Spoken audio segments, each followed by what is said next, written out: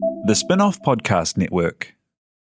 Are you making the most of your KiwiSaver investment? Generate is an award-winning KiwiSaver provider with a track record of strong long-term performance. Making a smart decision now could add tens of thousands of dollars by the time you reach retirement. Book a no-obligation chat with a Generate KiwiSaver advisor today at generatekiwisaver.co.nz/get-advice. A copy of the product disclosure statement is available at generatekiwisaver.co.nz. The issuer of the scheme is Generate Investment Management Limited, and of course, past performance does not guarantee future returns. I'm Toby Manhire, and this is Juggernaut, the story of the Fourth Labour Government, a podcast in 6 parts. Doesn't give my opponents much time to run up to an election, does it? This nation is at risk. What do you think you're up to now, you perverted little liar? I could smell the uranium on it as you lean towards it. There's a radical overhaul in the history of New Zealand's administration. Juggernaut, the story of the Fourth Labour Government, made with the support of New Zealand On Air. Listen now on the Spinoff or wherever you get your podcasts.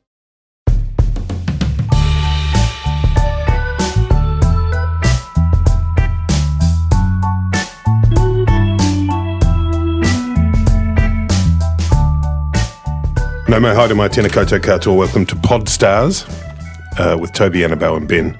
This episode is being simulcast across a range of different pod channels, including Alta Vista and LiveJournal. We are going to dedicate most of the podcast to Prince Philip, who died. Yep. 45 minutes of silence. What we'll do is we'll do 45 minutes of silence, but then we'll take them out in the edit. That was good. Whew. The Parliament of New Zealand is meeting today on Tuesday the 13th? Tuesday the 13th of Friday, April. Tuesday the 13th. That's the fateful Tuesday the 13th. An inauspicious day, the Ides. Is it the Ides? Is it? The 15th. Right in. I have no idea what we're talking about. It's Ben's classical background. He loves a bit of Ides. The elected parliamentarians of New Zealand are gathering today on Tuesday the 13th of April this afternoon for a normal sitting day of Parliament, and then they're going to do tributes to the Duke of Edinburgh. Respectful vibes. And then they're going to go for the day, which I thought is cool. Good, do the tributes, but then they're just packing up and leaving. I don't know, are they going to go home and watch royal documentaries all day, or what? Maybe they could just go and then come back again and start over. It just seems like a bit of a waste of a sitting day. Just a quiet period of mourning for them, maybe. I feel like the only apt tribute would be to do a really long general debate, just full of zingers. Full of gaffes. That would be, and you get extra points for, allusions to some of old dukies. You say gaffes, I say confirmed kills. Prince Philip would have been an amazing tweeter in the 1950s. Oh my God. He would have been just the apex poster. Handsome or not handsome? I think he was quite a good-looking man by royal standards. The funny thing is that on Friday night, because I watched the first series of The Crown when it first came out, and then once I realised John Lithgow wasn't going to be in the second series, I didn't bother with the second series. But on Friday night, I was like, I'll have a look, started watching, loved it, and I was 3 episodes in, and News Alert comes through. Wow. So I basically killed Philip just with my viewing. With your remote. Yeah. Amazing, the powers. He's a field admiral in the New Zealand Navy.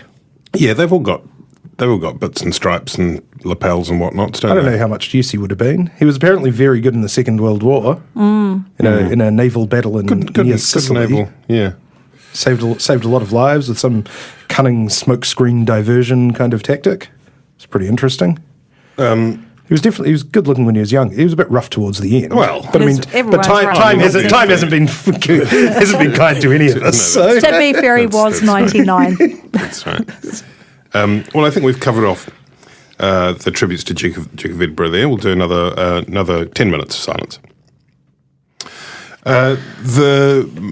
I suppose the major political newsline of recent times was the decision to place a temporary halt, a suspension, temporary ban, call it what you like, on all arrivals from India after there'd been a kind of marked spike in COVID cases in India, especially in Mumbai. And the decision was unprecedented, particularly because it meant that included New Zealand citizens and residents, and there were questions about how that sat within the law, and it needed to be, justified, seems to be the whatever that means.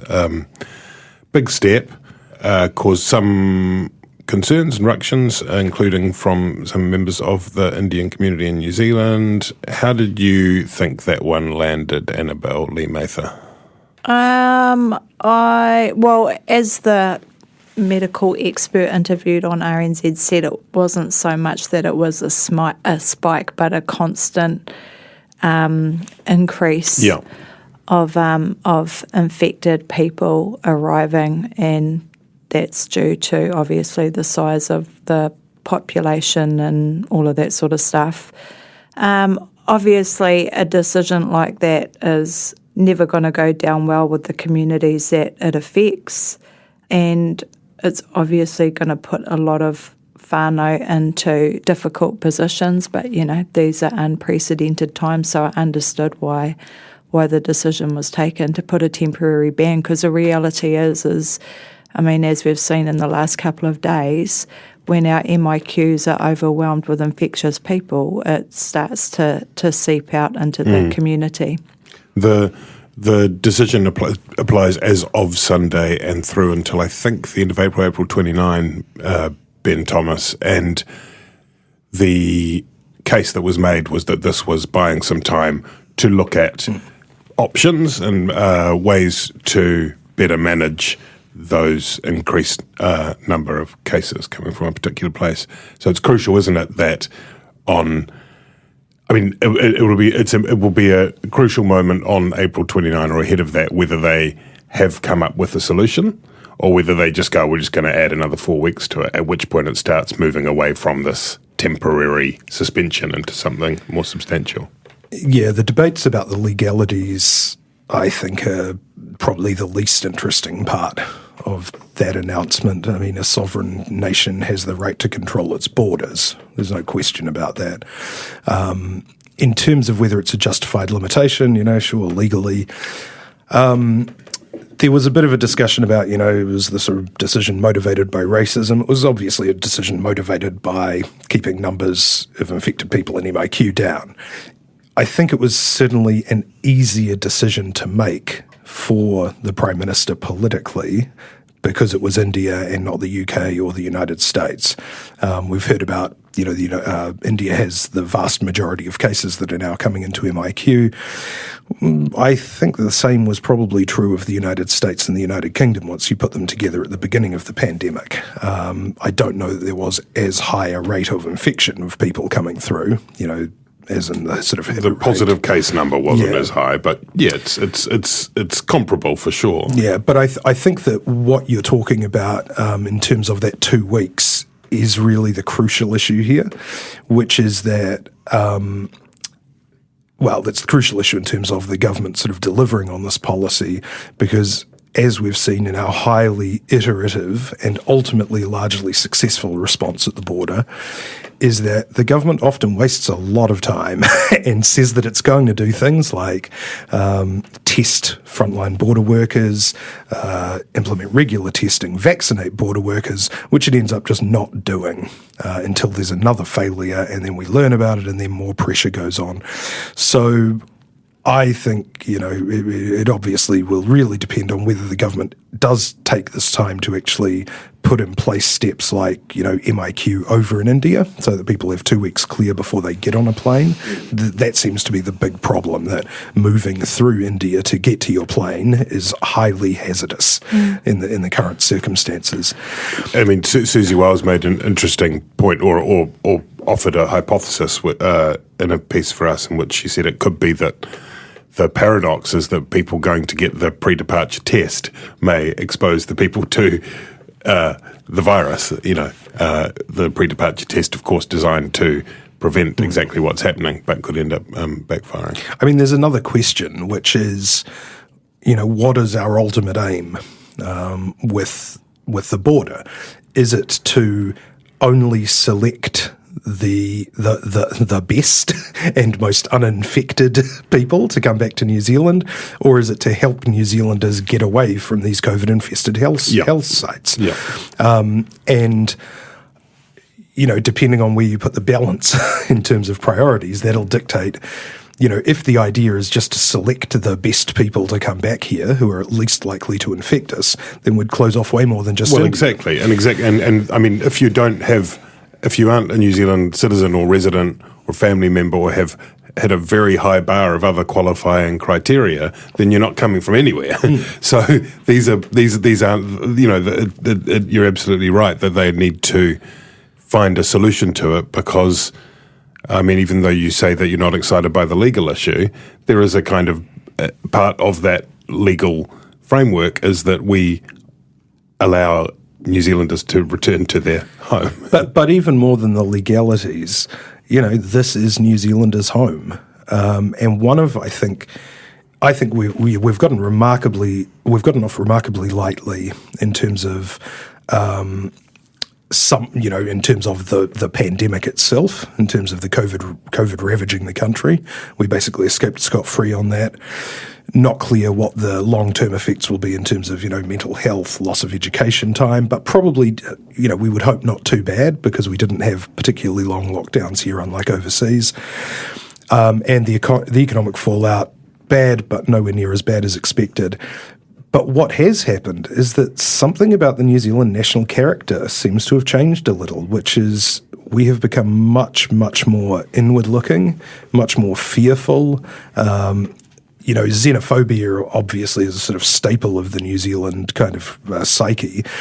But this idea of turning on New Zealanders who are overseas simply because they're not within our borders at the current time, which you see not just in terms of New Zealanders over in India, but even people coming back from the US or the UK, is really unsettling, I think. I'm not sure if I entirely agree with that, and I think that part of the consideration.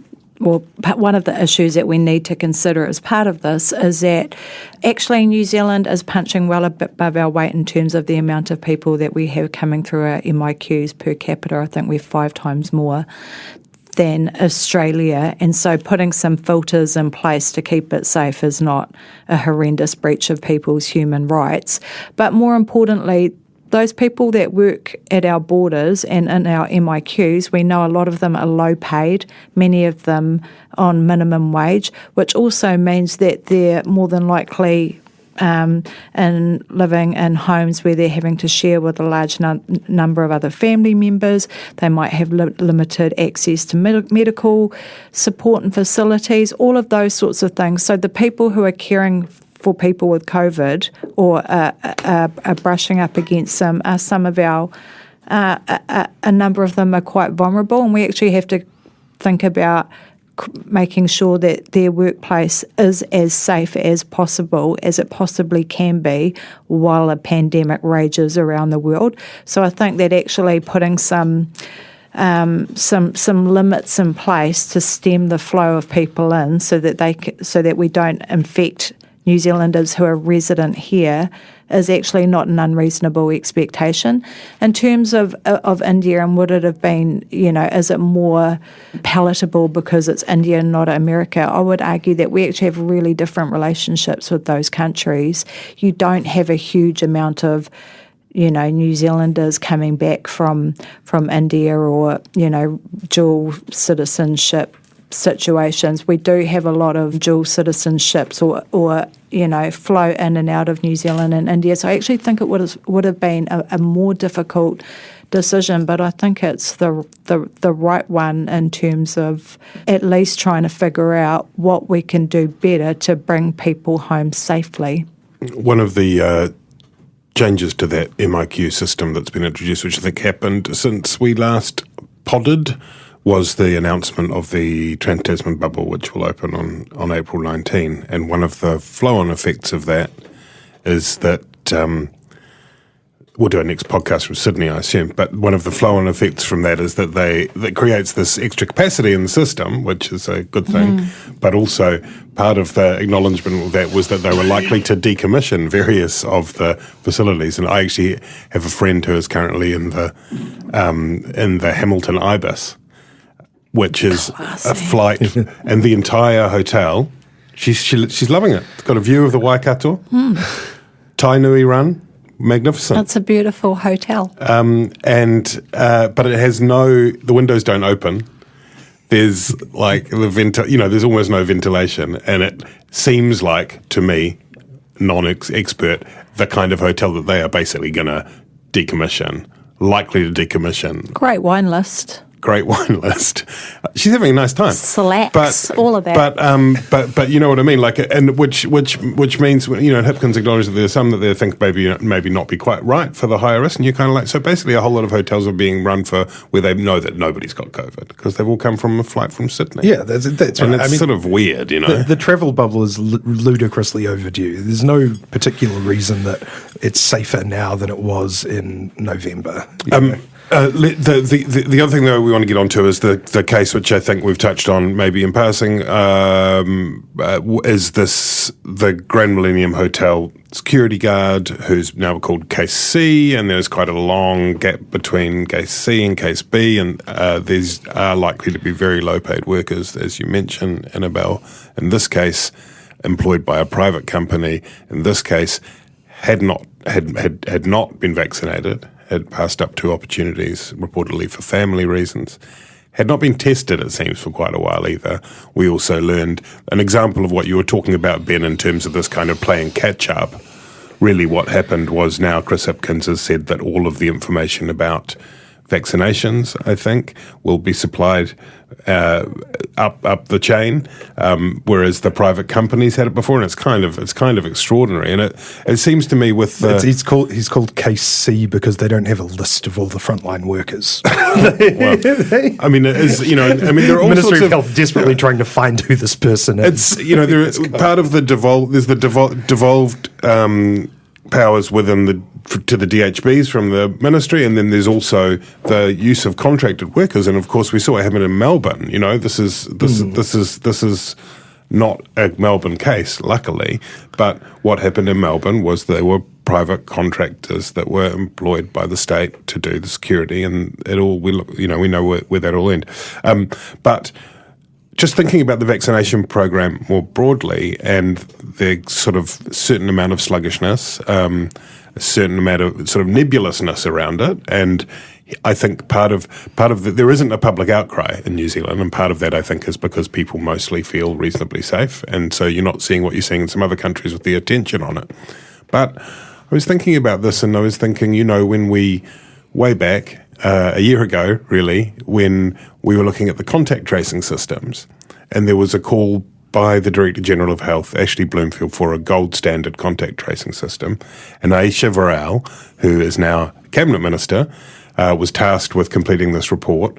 And it was a pretty tough, blunt, clear challenge to sort some shit out, which they did. And I'm not some big city epidemiologist, but maybe we need a gold standard vaccination rollout, and I don't know if it's there. The stats aren't there. I mean, we need a vaccination Google Docs.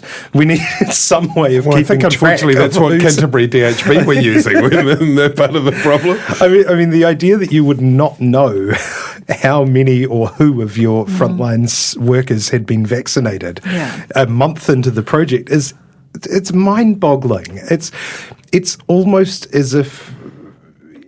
I mean, I just can't even think of an apt analogy. It's insane that we're This still is the first time on this podcast, I think we've been doing it for maybe 50 years now, that Ben's Ben Thomas has not come to an analogy. It is honestly incredible that at every point, the government will tell us that, something has been delivered, and then we find out that it hasn't been, that 13% of frontline workers haven't been vaccinated. on the the tier 1 vaccination program, and they can't say why, and they don't know who, and it's honestly mind-boggling. It's a shit show. But I think we can all take comfort in knowing that at least half of the Auckland DHB board's been vaccinated. So, okay, let's take. Hopefully, they can cut costs by holding their meetings at the Ibis in Hamilton. Let's do another 10-minute silence. We'll fast forward through it again. Okay, the story that broke yesterday was around some electoral donations, electoral finance, relating to the Māori Party and also to the National Party, which apparently been sitting on the Electoral Commission's website undetected since late last week. And the blogger No Right Turn surfaced them on social media. Anyway, as far as the Māori Party is concerned, that has been referred to the police, Annabelle, and it relates to $330,000 in donations. $330,000. I'm just trying to bring up what they. Wait, how did they break down again? Some was from John Tamihere, who of course was the co-leader. 150 grand. 158,000, 120,000 from Aotearoa Te Kahu, and $49,000 from the National Urban Māori Authority. You had the Māori Party President Shea Wilson on your program, The Hui, last night. How did he do, and how concerned are you about A, the non-declaration, and B, I guess, the sources of those donations? He fronted on the Hui last night, and he did very well. And I think it's always good when party presidents front foot these things. He said that when they realised the mistake, they referred it to the Electoral Office, the Electoral Commission themselves. He said that it was basically a administrative error, that the people taking care of it didn't realise what they needed to do, but as president, he took full responsibility. When he was asked about whether or not he was comfortable with receiving donations from NUMA, the National Urban Māori Authority, given its status as, a whānau order, a grouping of whānau order providers and all of that sort of stuff, he said that was a question for NUMA. So basically, as you say, two issues at play. One is the reporting of, or the failure to report within the 10 working days. And the other one is the source of these donations. And I think there's a few people out there scratching their heads about how an organisation like NUMA can afford to make such generous donations to one party when essentially their core business is supporting vulnerable whānau. Are you curious about how business can be better? I'm Simon Pound, and I host Business is Boring, a podcast where I kōrero with some of the most interesting people in entrepreneurship, commerce, and making things happen. Tune in to Business is Boring every Tuesday, brought to you by the Spinoff Podcast Network in partnership with Spark Business Lab. Talofa lava. I'm Madeline Chapman, editor at The Spinoff. If you have the means, consider supporting our high-quality journalism by becoming a Spinoff member. Sign up now at thespinoff.co.nz/donate. Yeah, as a general rule, it's quote-unquote a bad look for not-for-profits who are funded by the government to fund political parties. That's just a kind of baseline sort of shibboleth of politics. If they are going to donate, you would donate across the spectrum to parties that, had policies or values consonant with yours. So NUMA may have, $5,000 to Labour, $5,000 to the Māori Party, $5,000 to the Greens, say. This follows, a few questions during the Māori Party campaign about John Tamihere, who was co-leader at the time, and probably its most prominent candidate, who has, who is sort of knee deep in all of this stuff. He is let me try and remember, he's the chief executive of Te Pou Matakana, which is the North Island Whanaora Commissioning Agency. He's the chair of the Waipareta Trust, which essentially distributes most of Te Pou Matakana's funding. And he was in the Māori Party, and all of these roles were. There's not a suggestion of impropriety, but there was certainly perhaps the possibility of blurring the public perception of which role he was in at any given point during the election. And once you start getting sort of money passing between these entities that, he's got an association with, questions will be asked, and they should be asked. And that doesn't necessarily imply there was any wrongdoing. It, probably was just an administrative error. At the same time, I think that, there is something a little disingenuous or at least jarring about saying we're just a small amateur grassroots organisation, and that's why we didn't declare the $300,000 worth of corporate funding we received. When you've been in Parliament since 2005. Well, there's also that other grassroots organisation, the National Party, which hasn't been referred to the police. Still yet could be after was it Barfoot and Thompson? New Zealand's largest bake stall collective, the National Party. The donations which added up over time to the threshold for donations. So they're probably a collection of 5 times 1 hour's capital gain on a 1-bedroom in Avondale collected together. Brick and tile. So we'll wait to hear more about that. And normally you'd say the Māori Party, no big problems here for the party secretary, because this sort of thing kind of tends to happen all the time. But police and the Serious Fraud Office have been much more active, and the Electoral Commission have been much more sort of aggressive on this stuff, probably dating back to the New Zealand First Foundation allegations a couple of years ago.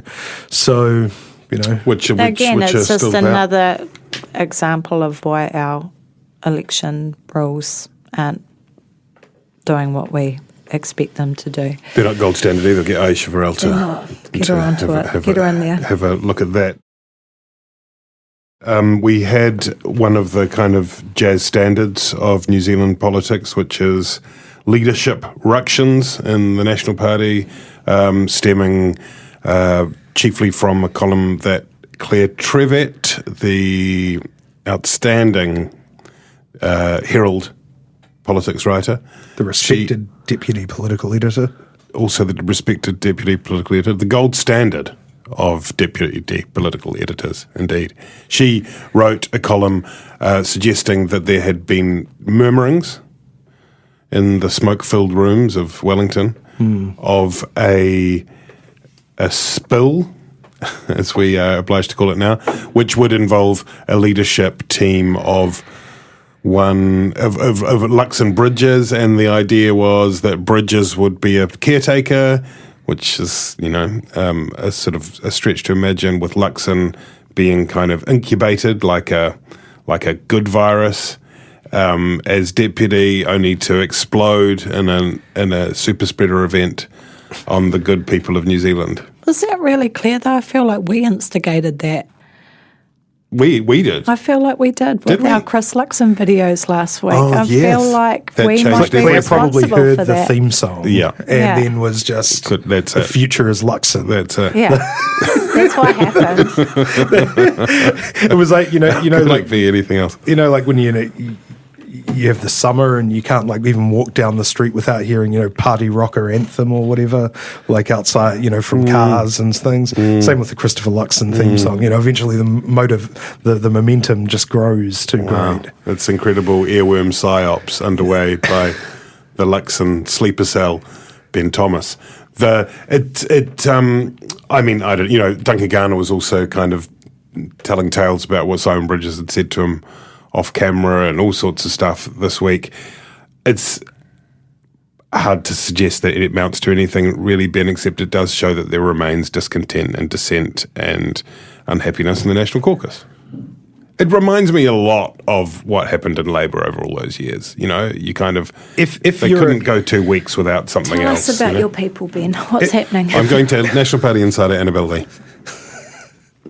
If you're a scholar of Dr. Seuss books, like Simon Bridges is, keeping them archived in your bomb-proofed basement against the forces of political correctness, which will try and burn them, you'd be familiar with Yertle the Turtle, which is which is about a turtle called Yertle who proclaims himself king of all he can see in his pond. And then he clambers on top of another turtle, and then he can see further to the other side of the pond. And he's like, this is great. If I'm king of all I can see, all I need to do is, get more turtles underneath me. And he piles them up.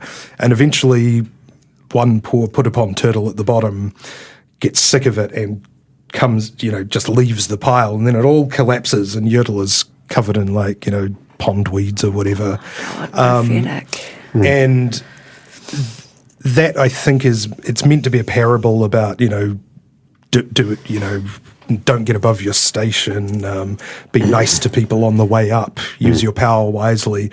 But it's also a good parable about opposition in New Zealand, which is that any individual has the power to destroy. If you imagine... If you could analogize the National Party to a bunch of turtles all standing on each other's backs in a small country pond, which I think you can. You can. Either, Christopher Luxon could remove his smooth body and head from the pile, and it could come crashing down. So Simon Bridges' attention could be distracted by a wokester frog on the other side of the pond, and he might set off after it, and the pile would again come crashing down.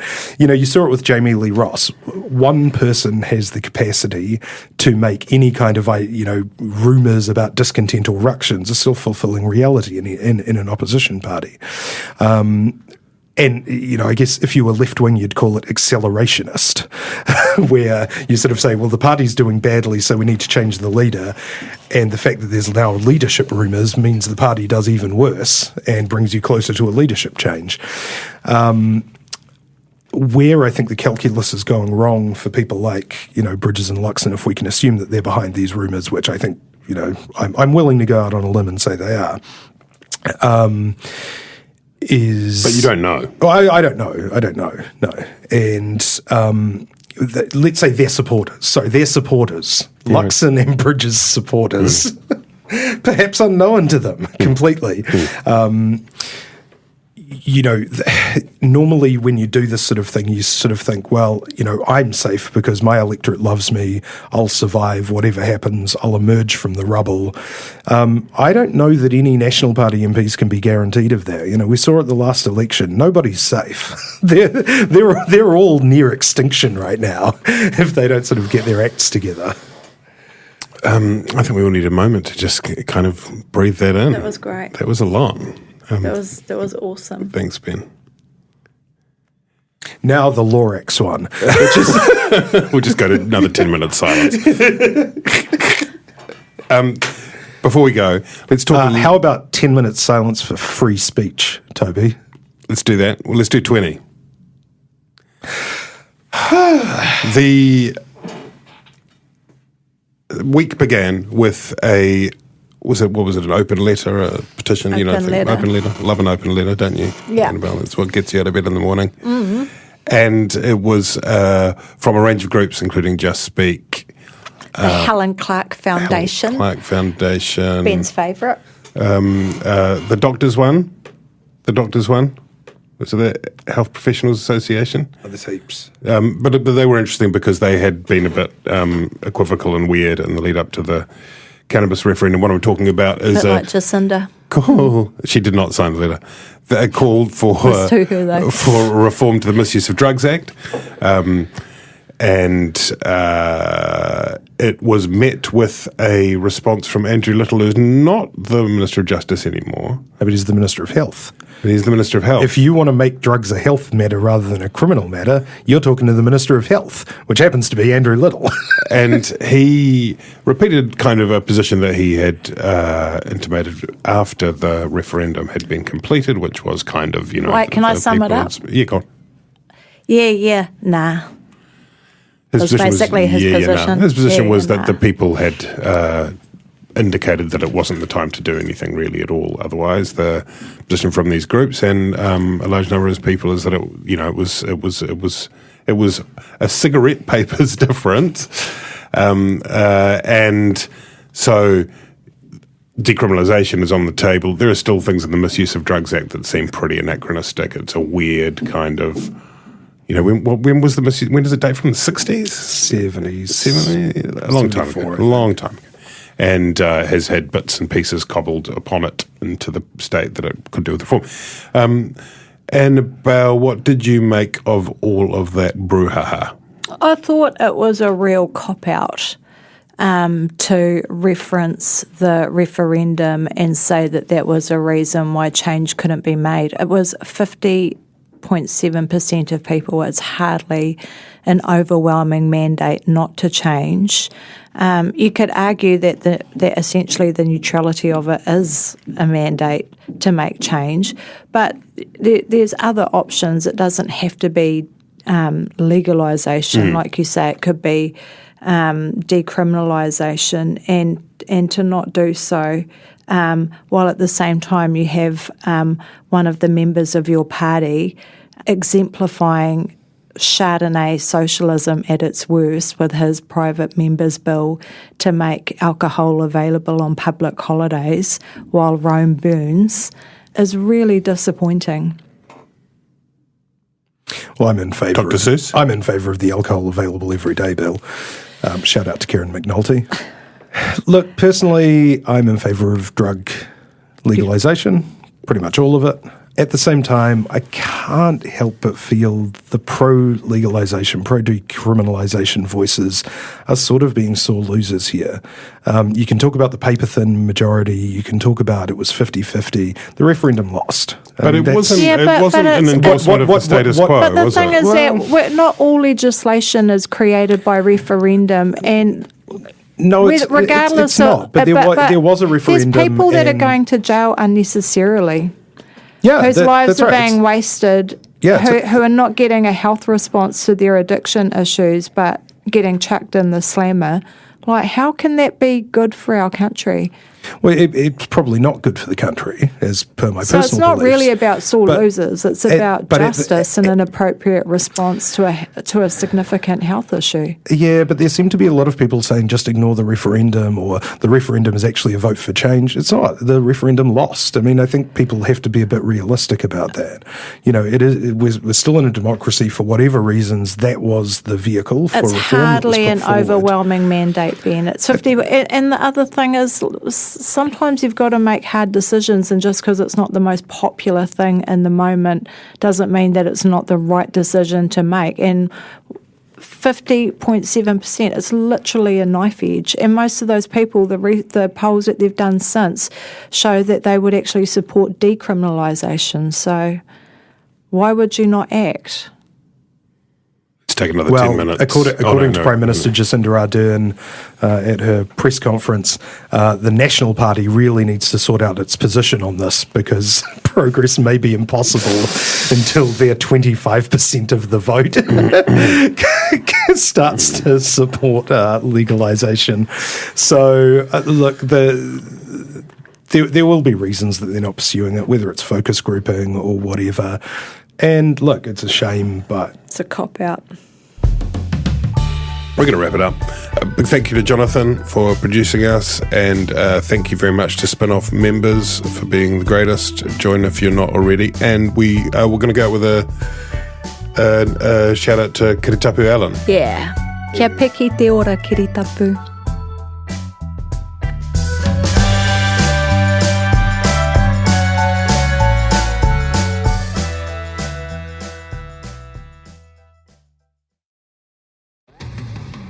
Do you find it hard staying optimistic with all the financial news in the media? I'm Bernard Hickey, and on my podcast, When the Facts Change, I'm here to help you navigate the ever-changing landscape of economics in Aotearoa. So join the conversation every Friday on When the Facts Change, brought to you by the Spinoff Podcast Network in partnership with KiwiBet. Kia ora e te iwi, Te Aihe Butler here, podcast manager at the Spinoff. If you enjoy listening to our podcasts, consider supporting our mahi by signing up to become a Spinoff member at thespinoff.co.nz/donate. The Spinoff Podcast Network.